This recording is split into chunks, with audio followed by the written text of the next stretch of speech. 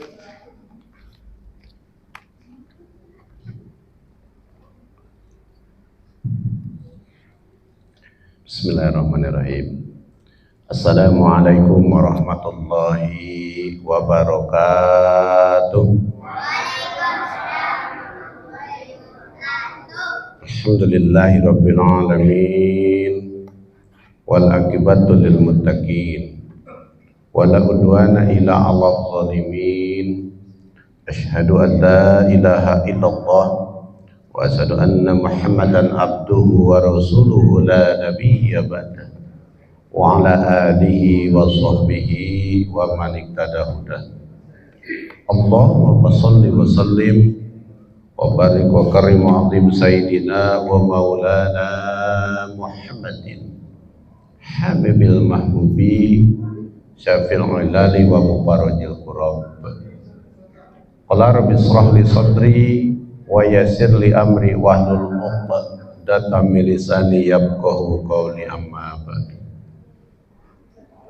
Hadratil mukarram al mutaramun, para alim, para ulama, para kiai, para masyayikh, para hujjaj, terusus bilusus, ketua DKM Masjid Raya Nurul Hilal Bapak Haji Bayu, Dewan Pembina Penasehat Bapak Haji Bakri, Pak Haji Bambang, segenap kepengurusan Masjid Raya Nurul Hilal. Semoga Allah selalu senantiasa memberikan kesehatan panjang umur kepada beliau-beliau. Bapak Ibu hadirin jamaah yang dimuliakan oleh Allah Subhanahu wa taala, yang mungkin tidak bisa saya sebutkan satu persatu namanya, namun Pak insyaallah tidak akan mengurangi rasa taklim hormat saya kepada Bapak Ibu hadirin semuanya. Tak lupa orang tua saya yang selalu eksis paling terdepan, Bapak Haji Mehmet. Pak Haji sehat? Alhamdulillah, saya udah lama gak bersua, gak bertemu. Udah ada berapa tahun kita gak ketemu Pak Haji? Ada 10 tahun. Biasanya pulang khotib langsung diajak makan mie ayam, khusus mie ayamnya, keriting. Bapak Ibu yang dirahmati oleh Allah Subhanahu wa taala, alhamdulillah, puji syukur tahan tintinnya selalu mengalir dari lisan kita. Kita panjatkan kehadirat Allah Subhanahu wa taala yang telah memberikan berbagai nikmatnya kepada kita semua, nikmat sehat, panjang umur, nikmat iman dan Islam. Alhamdulillah sehingga kita masih bisa melangkahkan kaki kita, mengayunkan kedua belah tangan kita, duduk sipuh di majlis yang sangat mulia ini, tentunya dengan tujuan harapan semoga amal ibadah kita yang sudah kita laksanakan, baik yang mahdoh ataupun ghair mahdohnya, senantiasa mendapatkan ridho Allah Subhanahu wa ta'ala. Salawat terpikir salam semoga tetap tercurah ke hariban alam, yakni Nabi wa Habibana Nabi besar Muhammad sallallahu alaihi wasallam, kepada para keluarga, sahabat, tabi'in, tabi'at, termasuk kita yang selalu eksis dan konsisten dalam menjalankan syariatnya. Mudah-mudahan kita diakui sebagai umatnya, harapan kita mendapatkan syafaatul udma di yaumil qiyamah nanti. Amin ya Allah ya Rabbal. Bapak Ibu hadirin yang dimuliakan oleh Allah Subhanahu wa taala, alhamdulillah tak terasa ini udah Syawalnya udah habis. Udah habis Syawalnya Pak Haji ya? Udah habis, namun nggak ada salahnya saya atas nama pribadi tentunya mohon dibukakan pintu maaf yang sebesar-besarnya, karena selama kemarin sebelum Ramadan saya mengajar, tentunya banyak dosa, hilaf, kesalahan, baik yang sengaja ataupun tidak disengajanya. Sekali lagi mohon dibukakan pintu maaf yang sebesar-besarnya. Kita awali perjumpaan pertemuan kita pada malam hari ini. Namun sebelum saya lanjut, yuk kita sama-sama membacakan Ummul Quran.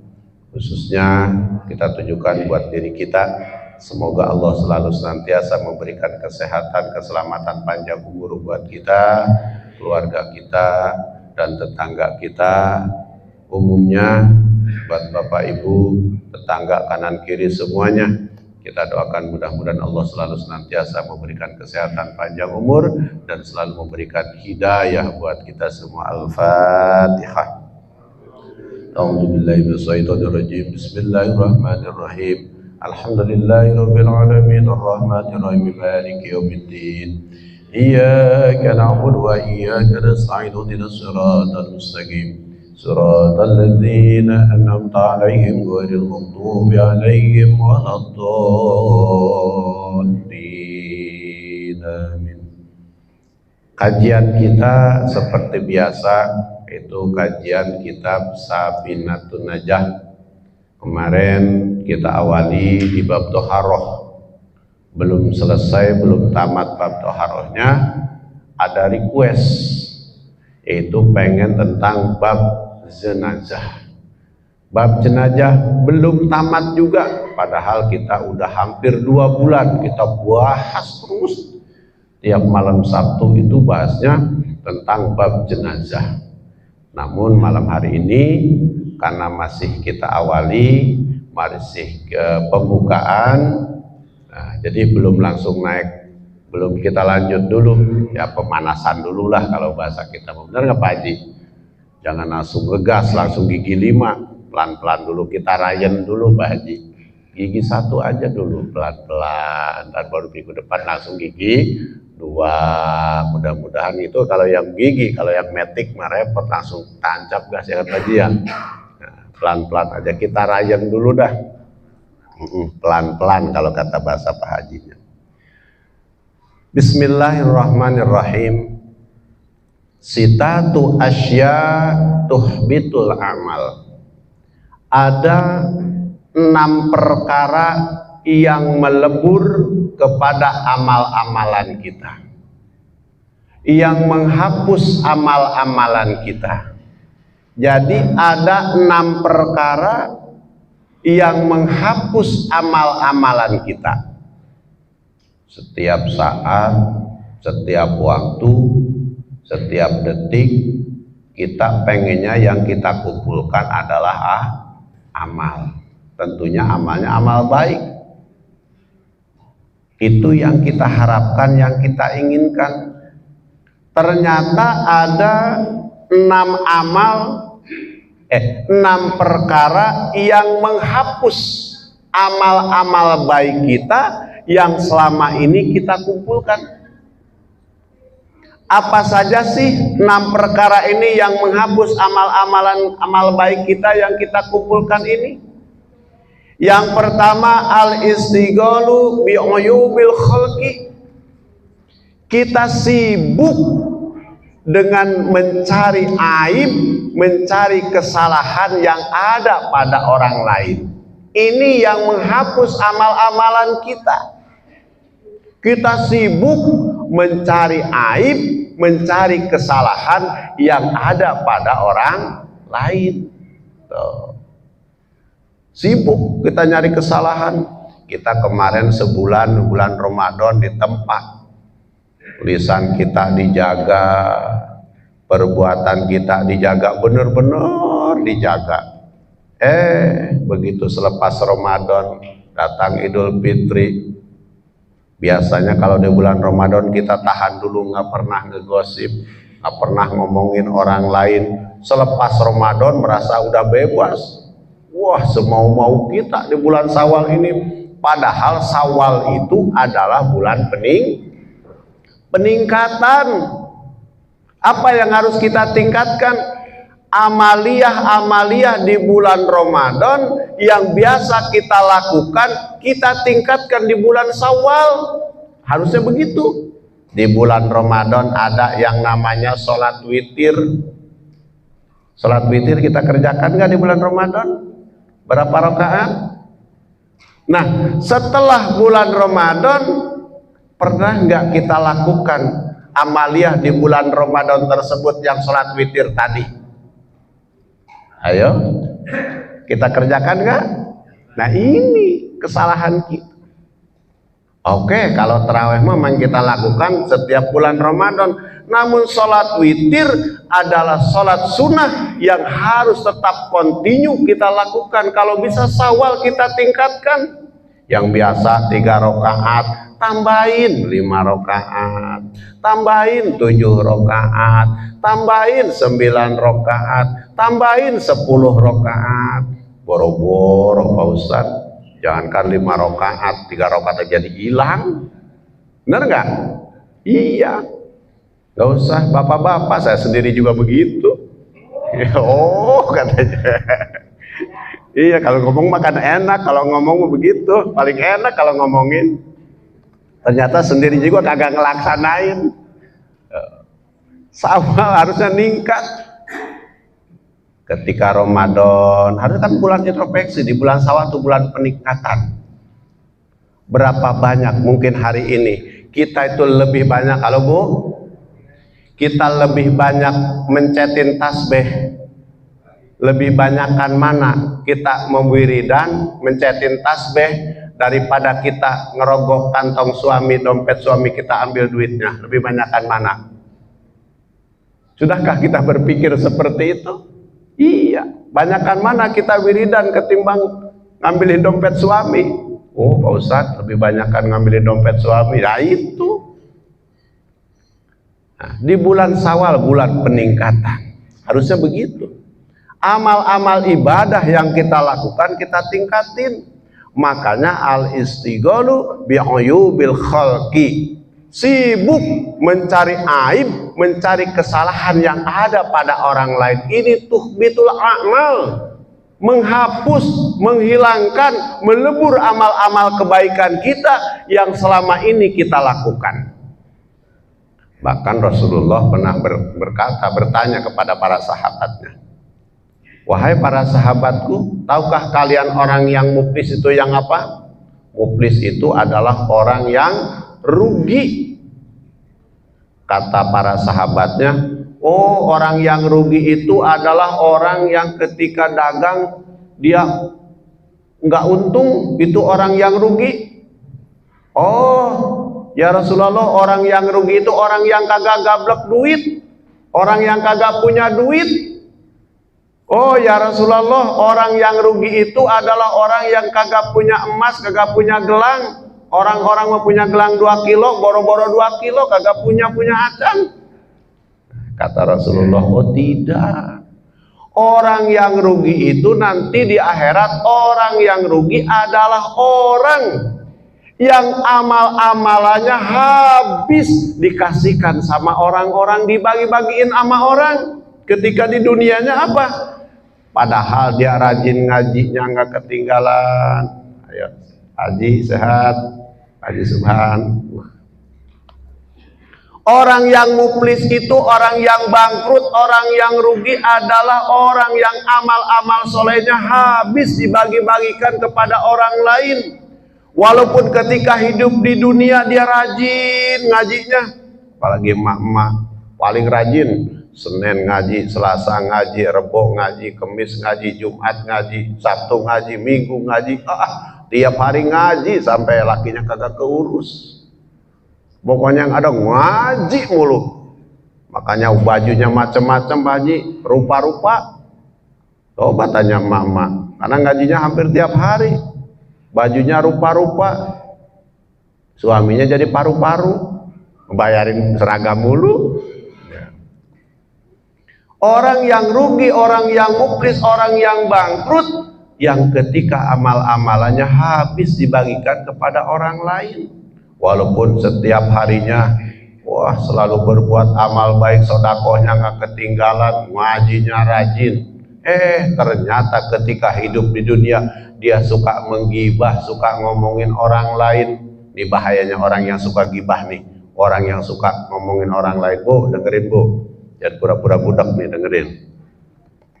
Umpamanya nih, saya rajin ngaji, rajin sholat, rajin ibadah, tapi demen doyan ngomongin orang lain. Ngomongin, tiba-tiba ngobrol nih sama sebelahnya. Wih, dia mah apaan? Kemarin hajatan aja, agak untung dia mah. Rugi hajatannya, amalnya habis, ditaruh ke dia. Diambil amal kita nih, seluk ke yang kita omongin. ngomong lagi ke sebelah, wih dia orangnya begini, celok amal kita, pada rajin ngajinya, rajin sholatnya, rajin ibadahnya, habis satu-satu diambilin amal-amalan kita nih, karena kita rajin gibah, rajin ngomongin orang lain, amal-amalannya habis, tinggal apanya? Tinggal dosanya, tapi masih demen, masih seneng ngomongin orang lain, masih seneng nyari aib dan keburukan orang lain. Padahal amal-amalannya habis, tinggal dosanya, masih seneng, masih ngomongin orang lain. Apa yang terjadi? Dosa orang yang kita omongin pindah ke kita. Blek. Yang ada tinggal apanya? Dosa mulu kita. Makanya nanti ketika di akhirat muflis, bangkrut.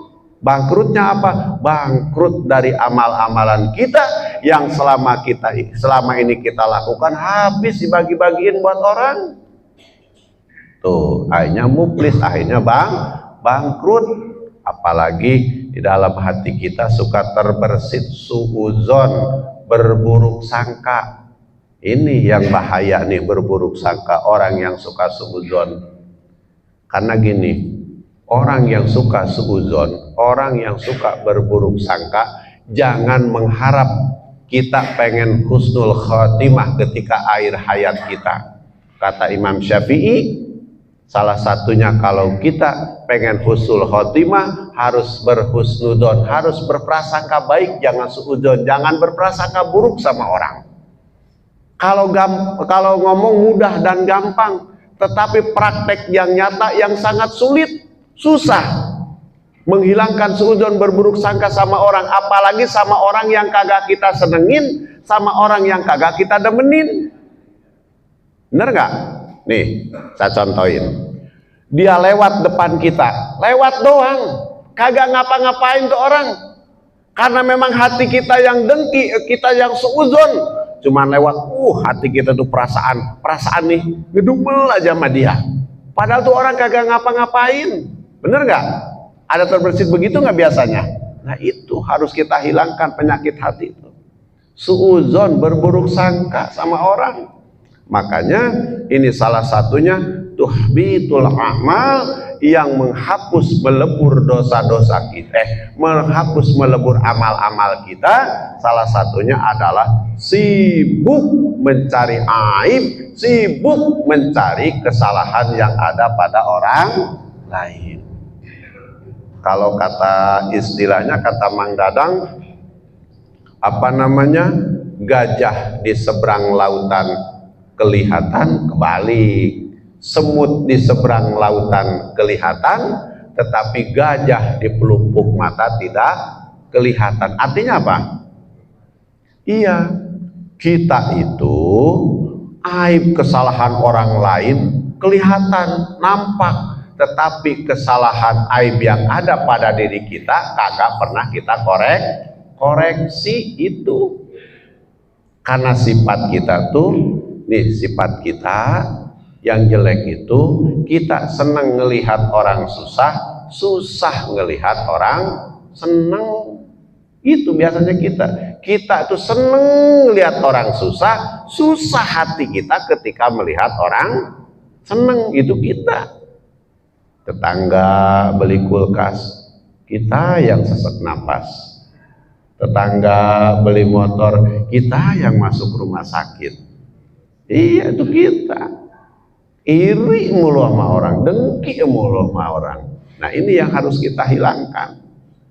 Nah, makanya yang menghapus amal-amalan kita yaitu bi'uyubil khalqi, sibuk senang mencari aib, kesalahan, kejelekan yang ada pada orang lain.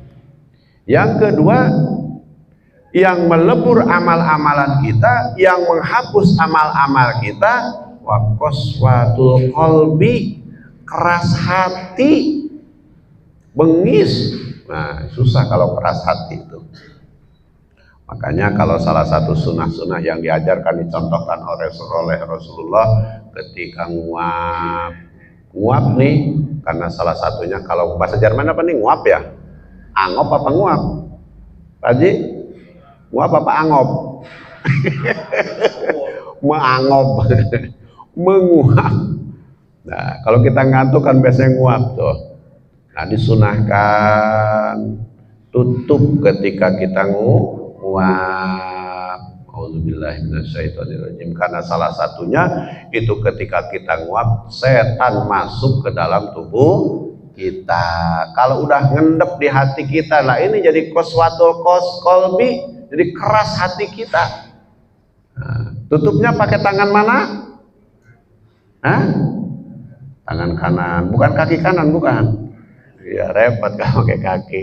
Tutup pakai tangan kiri. Pakai mananya? Lah pakai apa? Batninya apa belakangnya? Pakai belakangnya. Tutup pakai tangan kiri ya. Tutupnya sunnah. Masuk kamar mandi, masuk WC, baca doa.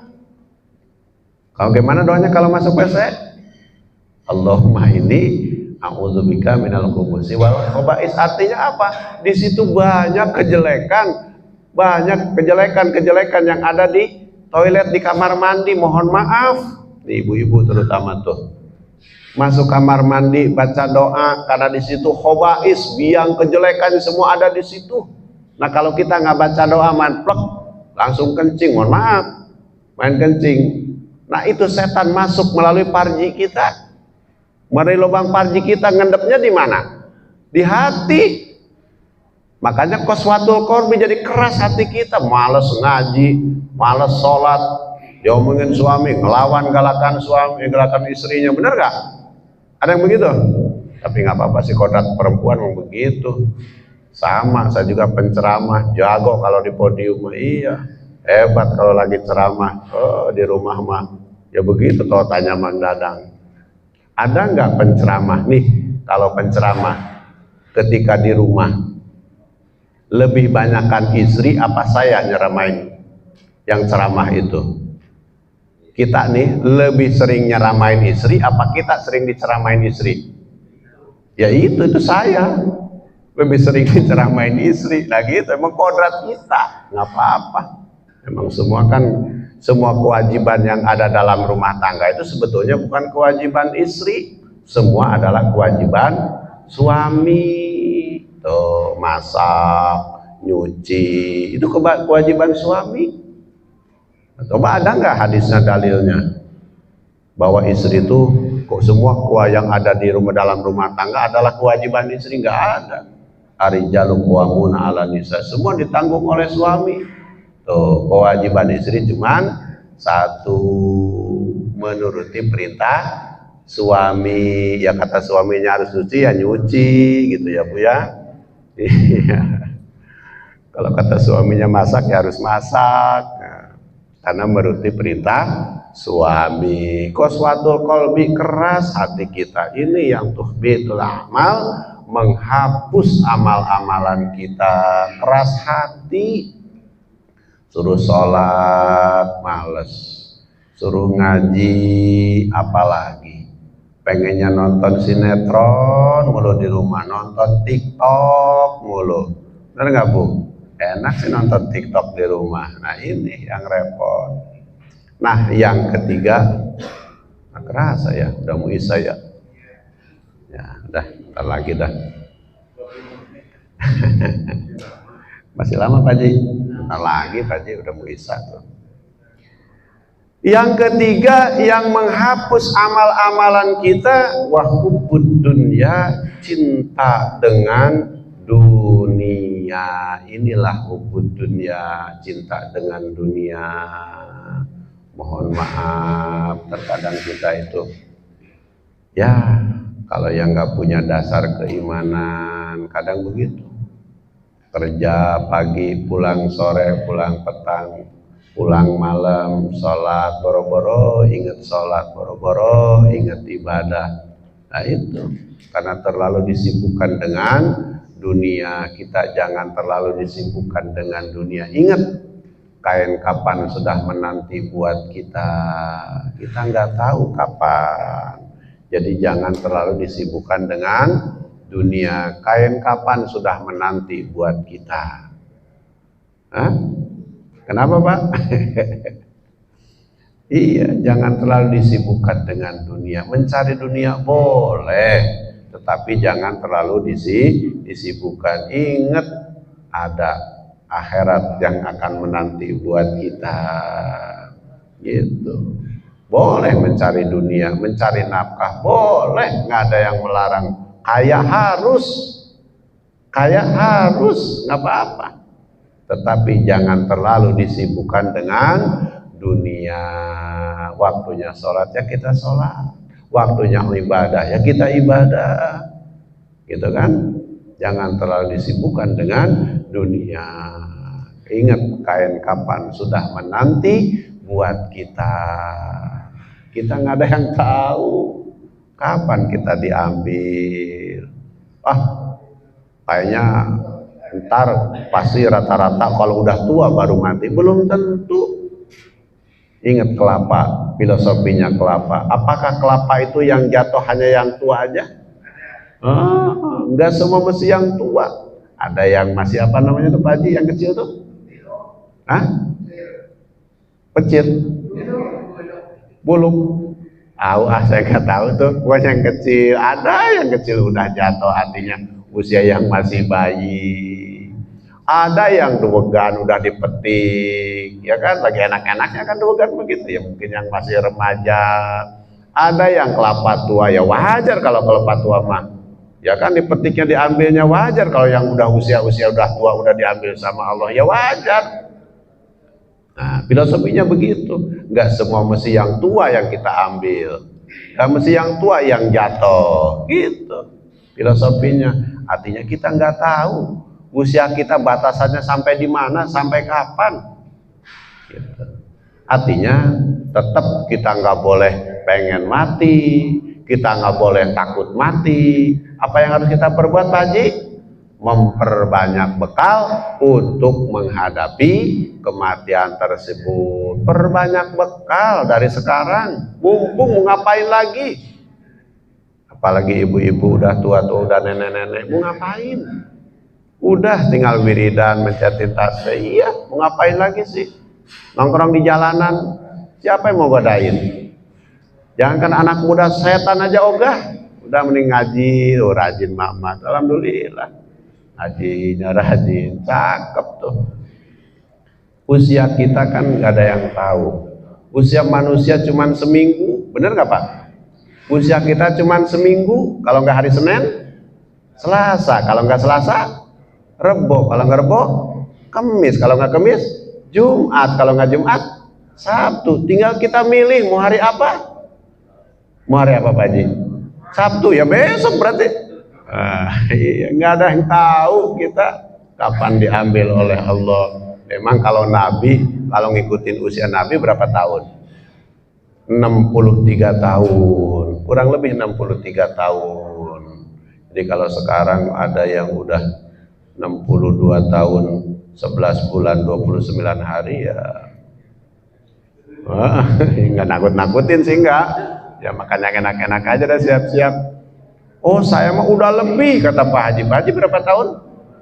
Wih luar biasa, Pak Haji 81 tahun masih seger, buger, masih sehat. Luar biasa, doakan ya, mudah-mudahan panjang umur. Tapi ingat, kalau dalam kitab Tokoikul Akbar itu, kalau kita sudah usia mencapai 70 tahun, itu malaikat maut, malaikat Ijroil datang ke rumah kita sehari semalam itu 70 kali balik. Oh, tuh gitu Pak Haji. Tuh, ngapain tuh malaikat maut? Ya nengokin doang sebenarnya Pak Haji, nengokin. Apa nih gua ambil gitu sih. 18 ya beliau itu, 18 tahun. Oh, masih utuh giginya juga, aman. 18 tahun. Makan kolang kaling aja langsung krawes ya, udah si seger ya Pak Haji Pak. Ya.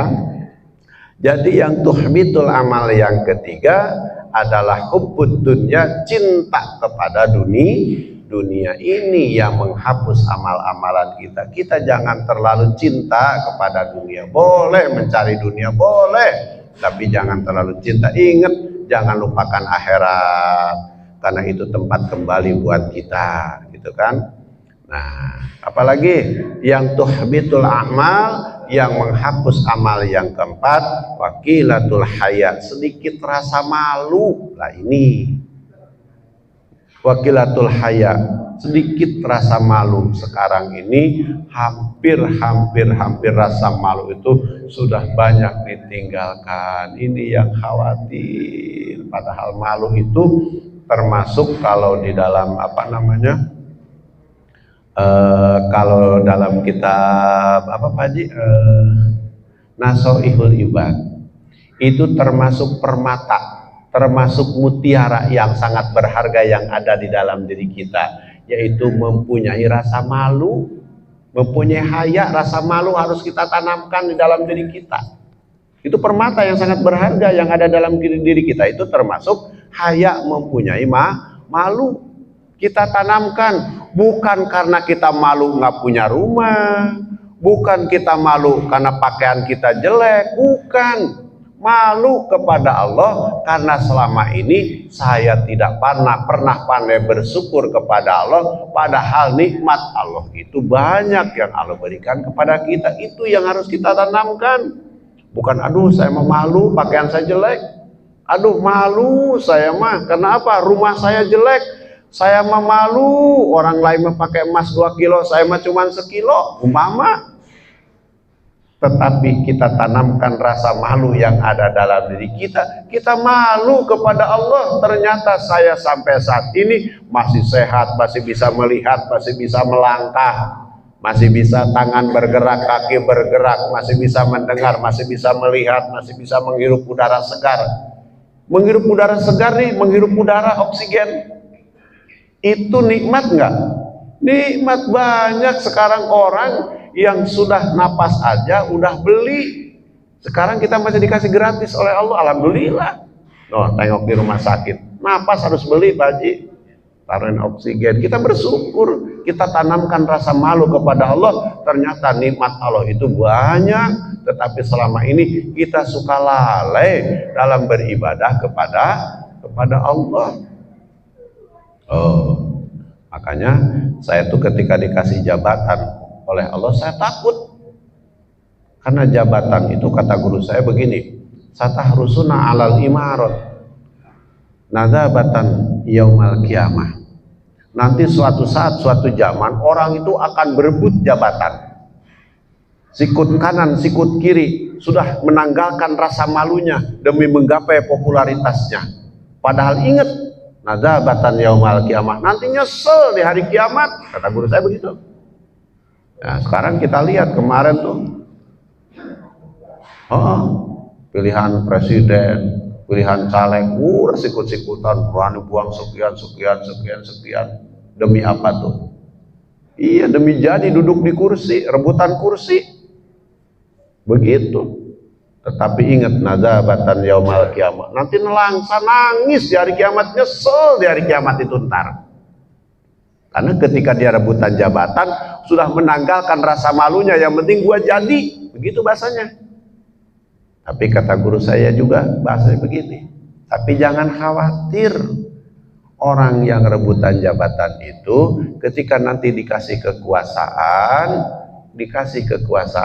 dia bisa mengajak kepada masyarakatnya, bisa mengajak kepada warganya untuk ke jalan Allah, untuk ke jalan kebaikan ini yang bagus.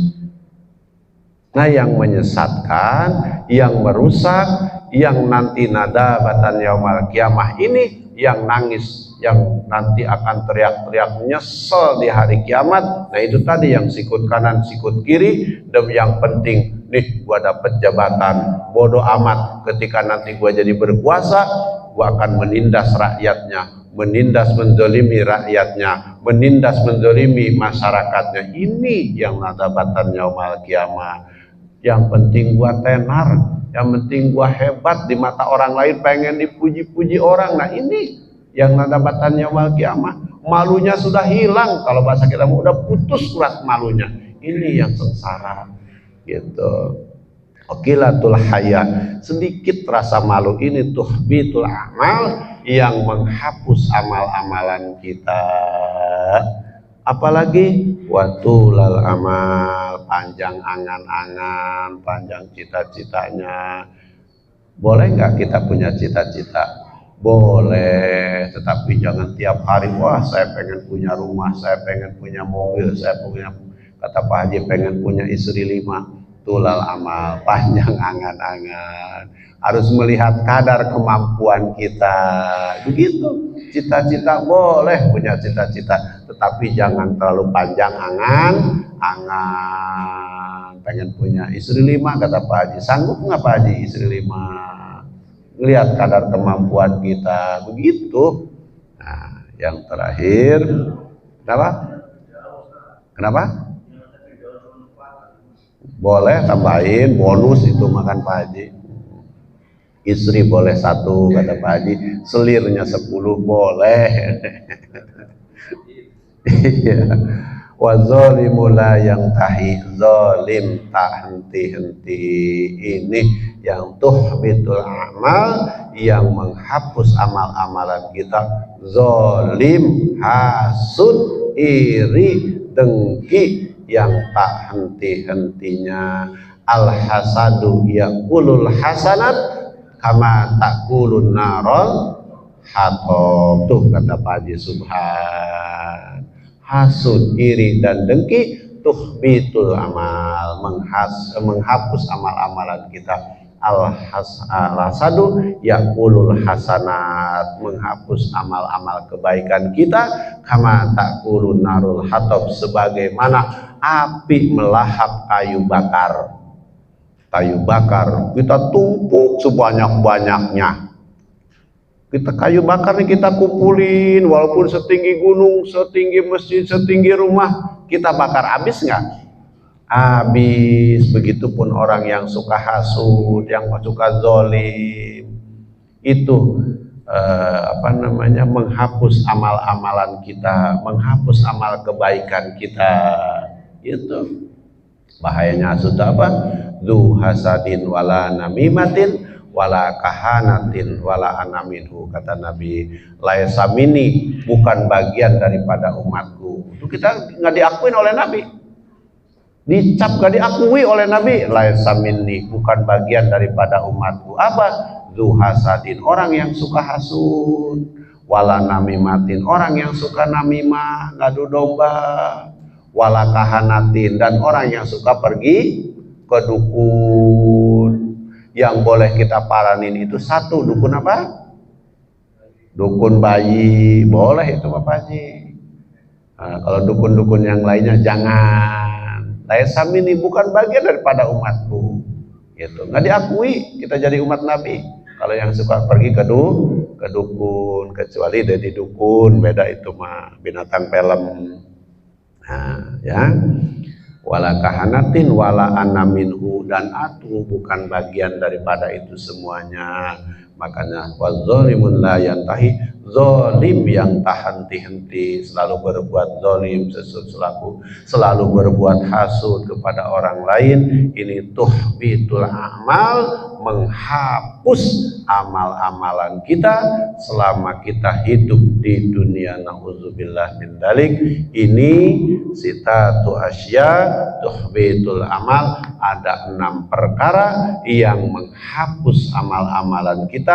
Yang pertama, al istighalu bi uyubil khalqi, sibuk mencari aib, sibuk mencari kesalahan yang ada pada orang lain. Wa qaswatul qalbi, yang kedua keras hati. Wa hubbud dunya, yang ketiga cinta kepada dunia. Wa qilatul haya, sedikit rasa malu. Wa tulal amal, panjang angan-angan. Wa zalimul la yantahi, zalim yang gak ada henti-hentinya. Ini yang akan menghapus amal-amalan kita selama kita hidup di dunia. Itu saja yang dapat saya sampaikan. Mungkin pada malam hari ini gak ada tanya jawab. Insya Allah nanti pas kajian bikinnya kita akan ada tanya jawab. Mohon maaf, ini hanya sebagai pengantar, sebagai prolog perjumpaan kita pada malam hari ini.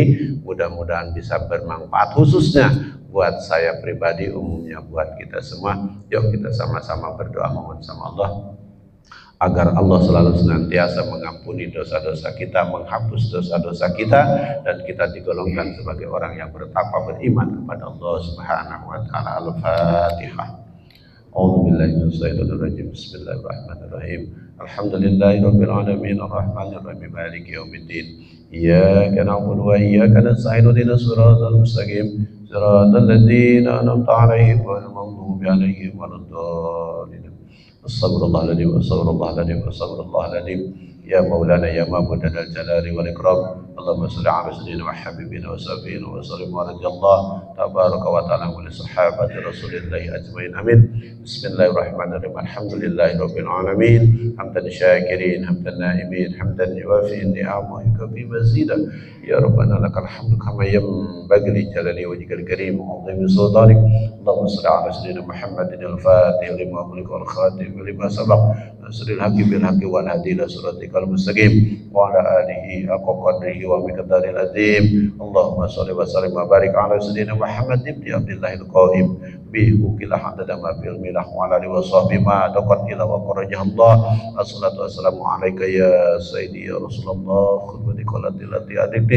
Allahumma inna nas'aluka ilman nafi'a wa amalan mutaqabbala wa rizqan wasi'an wa sifan min kulli da. Allahumma inni a'udzubika min ilmin la yanfa wa min qalbin la yasa wa min du'ain la yusma wa min amalin la yurfa. Bihaqqi rabbana atina fid dunya hasanah wa fil akhirati hasanah wa qina adzaban nar wa adkhilna jannata mal abrar ya aziz ghafar ya Allah ya rabbal alamin. Rabbi yasir wa la tu'sir wa la tasir kulli asir alaika yasir. Allahumma tamam bil khair bi rahmatika ya arhamar rahimin. Wa sallallahu ala sayyidina Muhammad wa ala alihi wa sahbihi wa sallim. Bi fadli subhana rabbika rabbil izzati amma yasifun wa salamun alal mursalin walhamdulillahi rabbil alamin. Terima kasih. Mohon maaf kurang lebihnya. Insyaallah nanti kita berjumpa dan bertemu kembali tentunya di gelombang dan channel yang sama saya akhiri. Wallahu a'lam. Wassalamualaikum warahmatullahi wabarakatuh. Muhammad sallallahu alaihi wasallam.